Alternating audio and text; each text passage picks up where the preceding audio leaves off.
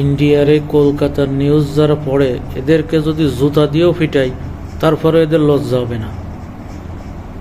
তোরা না যাইনে শুনে এই কায়দায় মিথ্যা নিউজ কেন করস? তোদের লজ্জা শরম নাই? হিন্দুদের উপর নির্যাতন হইতেছে, এটা কি সবার উপর হইতেছে? তোরা চোখ দিয়ে দেখোস না?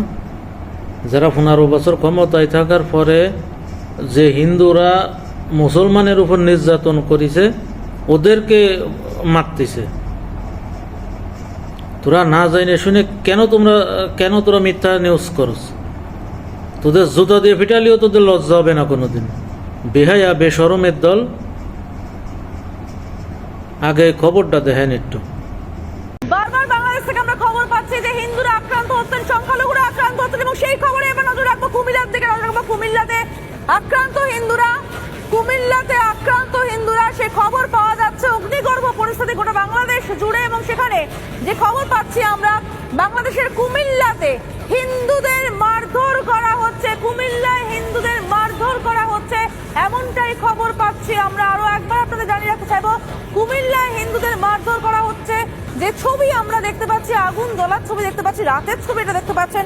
গোটা রাত ধরে আপনাদের সকাল থেকে আমরা যে কথা বারবার বলছি যে গোটা রাত আমরা ঘুমোতে পারিনি, খালি এই আগুনের ছবি, কান্নার ছবি। এই মুহূর্তে ছবি দেখতে পাচ্ছেন, যে ছবি দেখতে পাচ্ছেন হিন্দুদের মারধর করা হচ্ছে, সেই ছবি দেখতে পাচ্ছেন। বাড়িতে বাড়িতে ঢুকে মারধর, কুমিল্লার ছবি। এই ছবি কুমিল্লার ছবি দেখতে পাচ্ছেন। দেখুন হাতে বাঁশ লাঠি নিয়ে কিভাবে একজনকে মারা হচ্ছে। দেখুন কি ভয়ঙ্কর ছবি। এই স্বাধীনতার কথা বলেছিলেন ছাত্র পড়ুয়ারা, এই স্বাধীনতার কথা বলে তারা হাসিনাকে দেশ ত্যাগ করতে বাধ্য করেছেন। এই স্বাধীনতা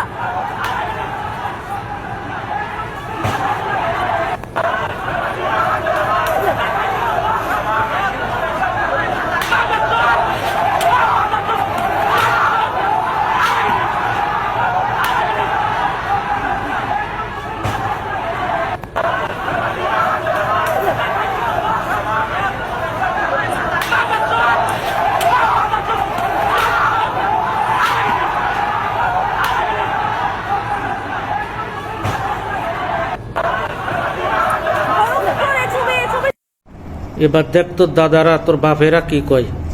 তোকে যে যাইতে ভাই আছে, তোকে যাইতে ভাই কি কয় সেটা দেখ। আমি অ্যাডভোকেট গোবিন্দ প্রামাণিক, মহাসচিব, বাংলাদেশ জাতীয় হিন্দু মহাজোট। গতকাল বিকালে শেখ হাসিনার পদত্যাগের পরে এদেশের হিন্দু সম্প্রদায় মনে করেছিল যে তাদের উপর বিশাল একটা হামলা, লুটপাট, অগ্নিসংযোগের ঘটনা ঘটবে। কিন্তু গতকাল বিকালেই বিএনপি এবং জামাতের নেতারা তাদের নেতৃবৃন্দকে হিন্দুদের বাড়িতে হামলা, লুটপাট, অগ্নিসংযোগ যাতে না হয় এবং প্রত্যেক মন্দিরে যাতে পাহারা দেয় সেই ব্যবস্থা করার নির্দেশ দেয়। এবং গতকাল থেকে আমরা দেখেছি সেই পাহারা দিয়েছে। সাধারণভাবে হিন্দুদের উপরে বড় কোনো মন্দিরে কোনো হামলার ঘটনা ঘটে নাই। কিছু আওয়ামী লীগের হিন্দু নেতা আছে যারা বিভিন্ন সময় লম্ফঝম্প করেছিল, তাদের বাড়িতে, শুধু হিন্দু বাড়ি না, মুসলিম আওয়ামী লীগ নেতাদের বাড়িতে হামলা হয়েছে, লুটপাট হয়েছে, এবং সামান্য কিছু সুযোগ সন্ধানী এলাকা ভিত্তিক তারা কিছু সামান্য মন্দিরে হামলা করেছে, সেটা ব্যাপক বিষয় না। কিন্তু আমরা দেখলাম যে ভারতের রিপাবলিক এইটাকে নিয়ে ব্যাপকভাবে রিউমার ছড়াচ্ছে, নানান কিছু মিলে উদ্ভট কথাবার্তা বলছে। এবং আজকে দেখলাম শেখ হাসিনার নিয়ে তারা কাহিনী তৈরি করছে, বঙ্গবন্ধুর স্ট্যাচু ভাঙছে, সেটা নিয়ে তারা খুব দুঃখে সাগরে ভাসছে। আমার এক সাংবাদিক ফোন দিয়েছিলাম, তাদের বলেছি যে আপনারা যদি শেখ হাসিনার জন্য যদি এত কান্না আপনাদের মধ্যে আসে, তো শেখ হাসিনা ভারতে গিয়েছে, আপনারা ভারতের প্রধানমন্ত্রী নরেন্দ্র মোদীকে সরিয়ে শেখ হাসিনাকে আপনারা প্রধানমন্ত্রী হিসেবে ঘোষণা করেন। সে ভারতও রক্ষা করতে পারবে, তা আপনার 7 সিস্টারও রক্ষা করতে পারবে। আপনারা তো প্রতিদিন বলতেছেন যে শেখ হাসিনা না থাকলে ভারতে 7 সিস্টার থাকবে না। তো এইবার আপনাদের একটা বিশাল সুযোগ আছে, আপনারা শেখ হাসিনাকে ভারতের প্রধানমন্ত্রী করেন। খবিশের বাচ্চারা এখন কি কবি? খবিশের দল, তোদের লজ্জা শরম নাই? তোদের জুতা দিয়ে পিটানোর দরকার। শালার খবিশের বাচ্চারা না জানে শুনে আন্দাজে নিউজে উল্টো পাল্টা, মানে আমাদের বাংলাদেশটারে কিভাবে বহির্বিশ্বের কাছে এটা টেরোরিস্ট হিসেবে তোরা প্রেজেন্ট করবি, তোরা সেই দান্দায় আসত। খবিশের বাচ্চারা মৌলবাদী এই সমস্ত নিউজ করতে আসত তোরা। খবিশের দল, জামাত শিবির খবিশের বাচ্চারা। তোরা জামাত শিবির সম্পর্কে কি জানোস? শালার খবিশের দল, তোরা হইতেছ গরুর পেশাব খাওয়া, গরুর পায়খানা খাওয়া লোক। তোরা কি বোঝো জামাত শিবির সম্পর্কে? তোরা কেন কথা কইস জামাত শিবির সম্পর্কে? শালার পায়খানা পোশাক খাওয়া লোক, তোরা আবার এগুলা নিয়ে তো তোরা কথা বলিস, তোদের লজ্জা শরম নাই?